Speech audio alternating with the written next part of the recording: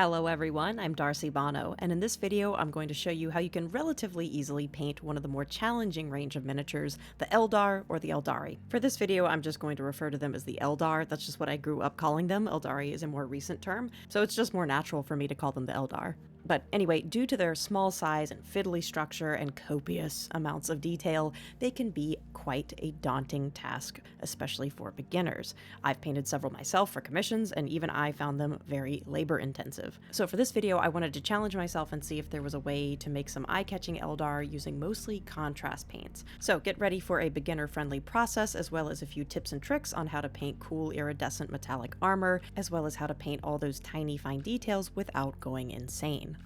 Now, there are in fact two ways you can start depending on how vibrant and how obviously metallic you want your armor to be. Either way, you're going to start with a gold as your foundation for the armor, but it's how you go about painting that gold that will vary and then affect the subsequent layers of paint. If you want a more metallic, almost glittery look to your armor, you're going to want to start with a true metallic metal gold. True metallic metal just refers to paint that has an actual metallic flake to it that then gives it a more light reflective property. For example, the shield was primed using Retributor armor spray. And while this is certainly the fastest way to get this rich gold armor, I do want to caution you on using the Retributor armor spray on such fine detail miniatures. It is a very dense primer. It does run the risk of obscuring fine detail.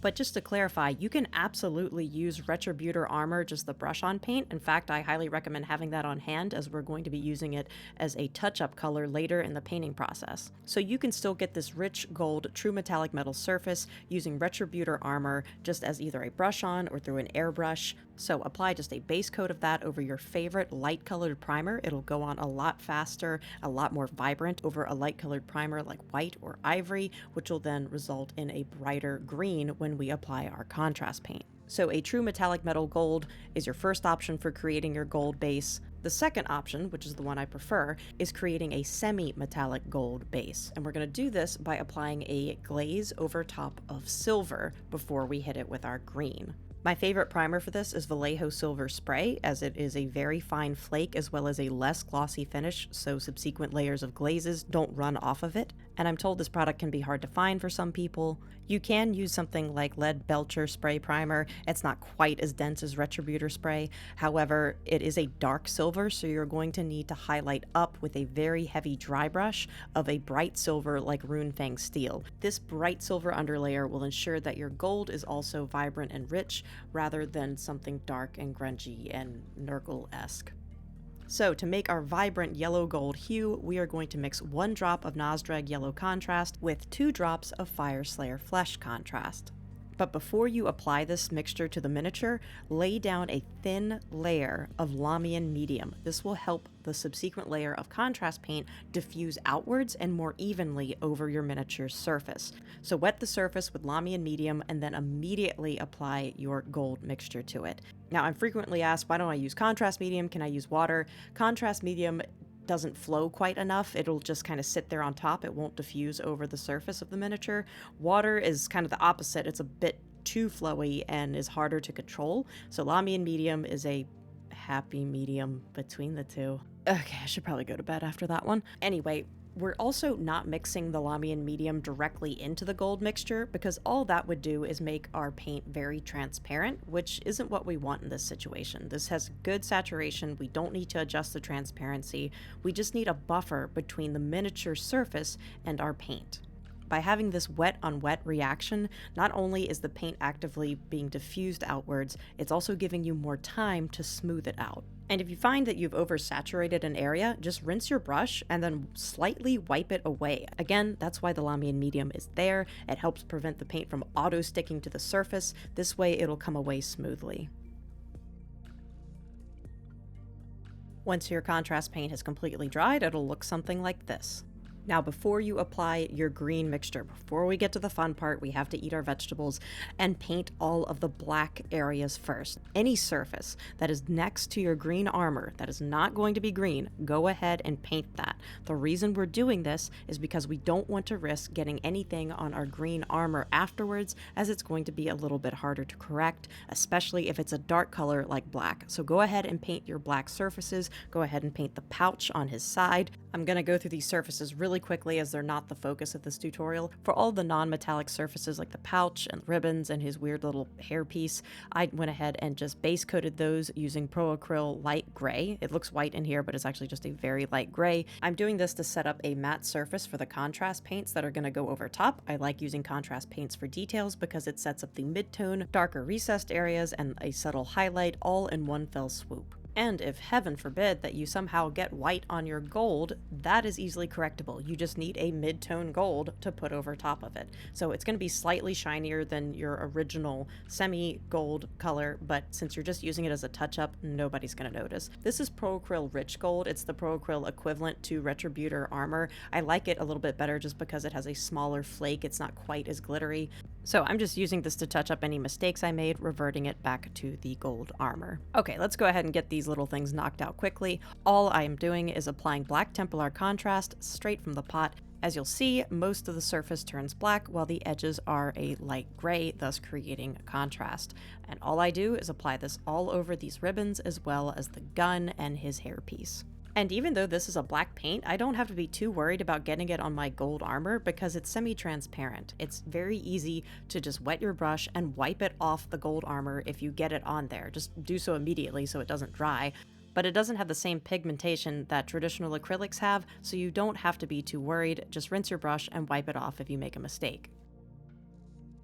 Now for the sword, since it's just a flat surface, there's no texture to really pick out. All I'm doing for that is applying a base coat of my favorite black. This is Antimatter Black, the airbrush version from Huge Miniatures. It is super smooth and opaque and has a slight satin finish, so it gets a nice pretty sheen to it.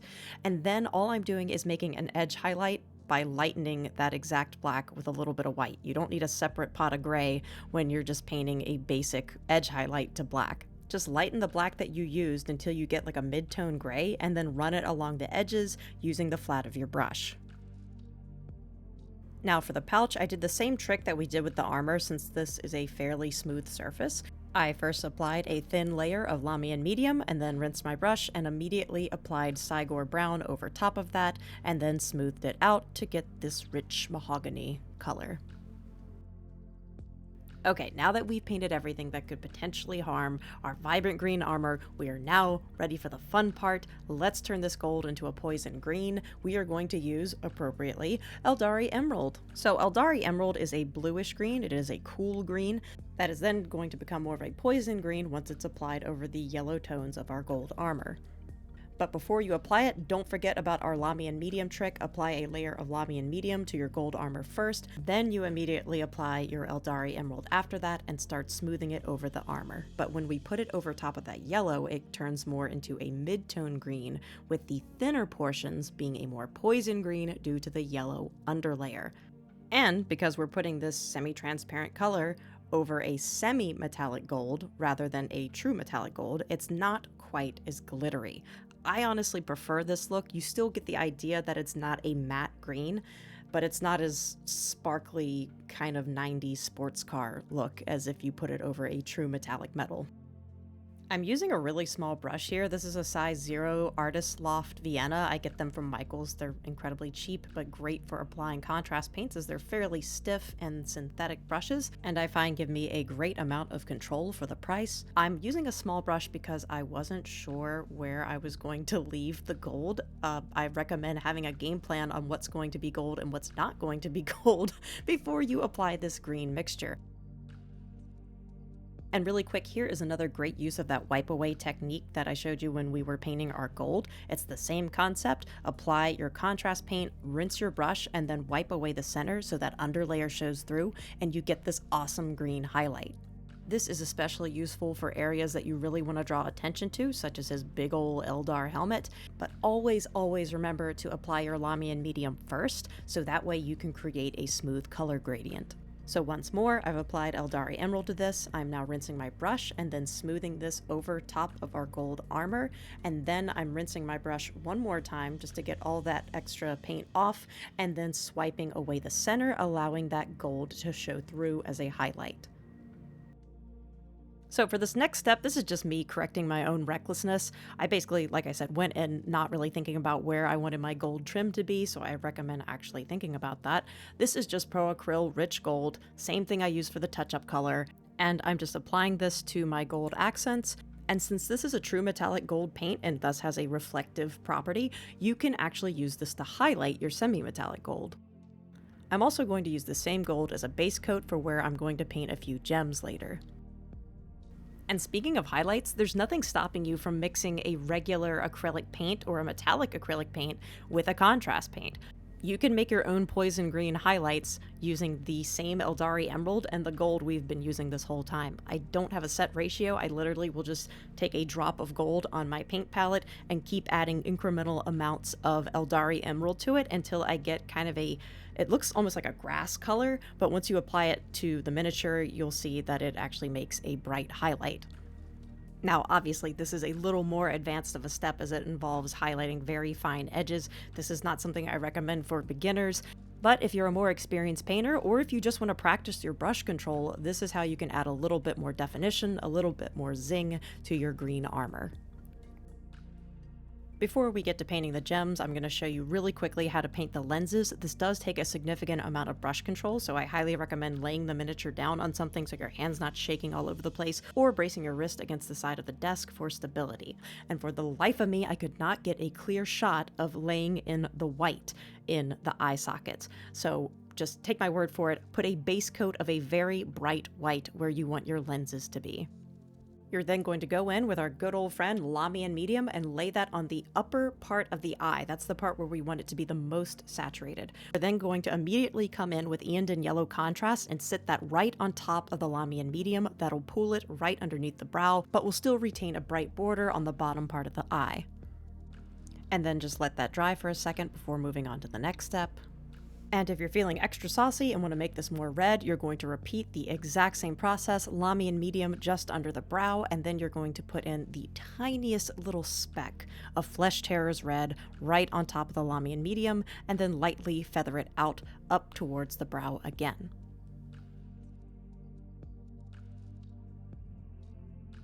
All right, we're in the home stretch. Let's paint some gems really quickly. This is kind of the quote cheating way of doing it, but it's also the don't go insane way because the Eldar have so many gems on their armor and their weapons. So it's very simple. Start with a metallic base. In this case, I'm using gold because we already had it on our armor, and we're going to be turning these into a red. So for these larger gems, we're going to do the exact same thing we've been doing. Apply your Lahmian Medium first, then go in with a transparent red. In this case, I'm using Flesh Terror's red. It is a nice mid-red, and so once it goes over top of that yellow of the gold, it then becomes a more orange, spicy red. And don't forget, rinse your brush, come in, and wipe out the center so the underlayer shows through. It was at this point I realized this is the exact color scheme of the big green robot boss from Mega Man X on Sting Chameleon's level, and I couldn't unsee it. So I switched over to Sigvald Burgundy so these gems would have a more pinkish hue to them, but it's the same process as before. Apply your Lahmian Medium and then immediately come in with your contrast paint. This has been thinned with about a 1:2 ratio of paint to thinner, just because Sigvald Burgundy is very pigmented. And then same thing, wipe away the center and you have a shiny, pretty gem. Alright, we did it. That is how to paint Eldar using mostly contrast paints and gold. Now you're going to notice in just a sec on his backpack there, I applied a gloss varnish. This was honestly me just testing out what a gloss varnish looks like over top of this green armor. I don't know if I like it or not. I always test things out on the back because that's the part that no one sees. So thank you very much for watching. If you enjoyed this video, make sure to like and subscribe. And if you really enjoyed this video and want to show your appreciation as well as support the channel, you can go shopping at any of the affiliate links listed in the video description. They're all hobby related. And you can also click the super thanks button on your YouTube interface if you want to send a little bit of monetary sunshine my way. So that's it from me. And until we meet again, happy painting, everyone.